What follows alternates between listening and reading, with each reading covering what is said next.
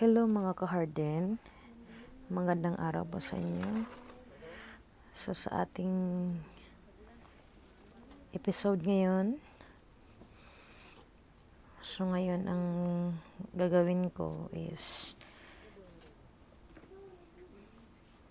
sinimulan ko ng maglagay ng mga lupa sa mga pots at ito sa lumang batya na gagawin ko siyang space para sa aking mga punla. So dito ko unang itatanim ang mga seeds. So sa nakikita nyo, yung mga balat ng mga gulay na ginamit namin, nilagay ko dyan para magiging ano siya, organic na fertilizer para yung ating lupa talagang ano siya, mataba siya, good siya sa ating seedlings. Yan. So ito yung lupa na ginamit namin. Yung lupa na ginamit namin, ano pa to, binili pa namin to sa halagang 240 per sako. So ganyan talaga ka challenging pag magtanim dito sa syudad. Yan, lahat bibilhin mo. So 240 pesos per sako.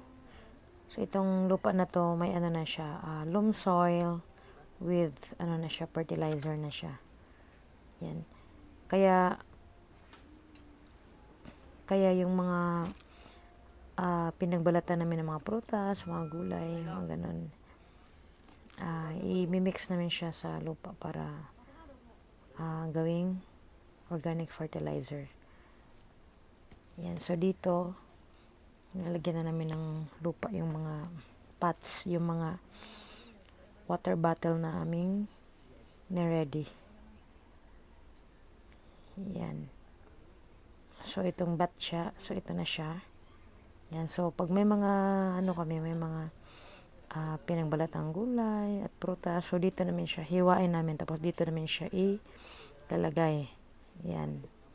So yan, imimix ko siya kasi may nailagay na kaming konti dito, so imimix ko siya kasi pag mabulok na yung mga balat, magiging fertilizer na siya.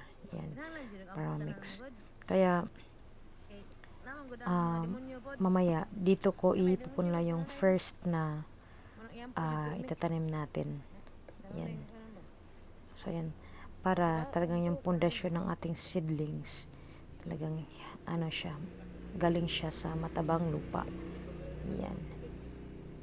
So ito na ang ating mga pots, puno na ng lupa.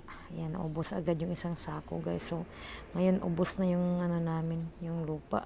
Kailangan naman bumili. Yan. So ito, guys, ito yung una naming itatanim, ito yung okra. So itong okra na to, guys, galing to sa una kong tanim na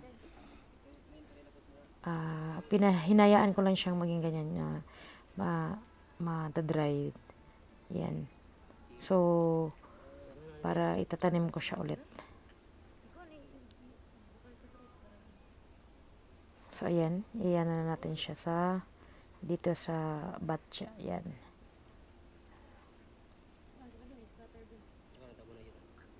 Kasi ang okra kasi mabilis siyang tumubo eh.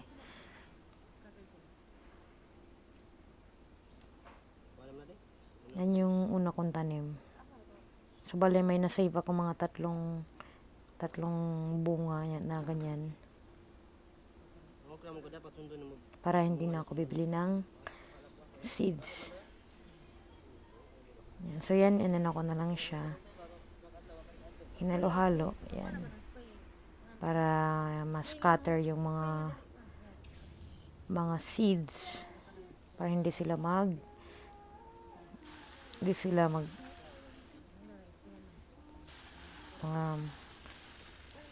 hindi magsikipan yung mga seeds. So ayan, after natin ilagay yung mga seeds, in-sprinkle lang natin ng water para magka-moist, para tutubo na siya. Yan. So excited na ako sa muling pagbabalik ng aking mga pananim. So, ito na yung mga other pots ko. Nakaready na rin yung mga lupa. So, iniisip ko, itong pots na to, itong black, dito ko ililipat yung mga okra.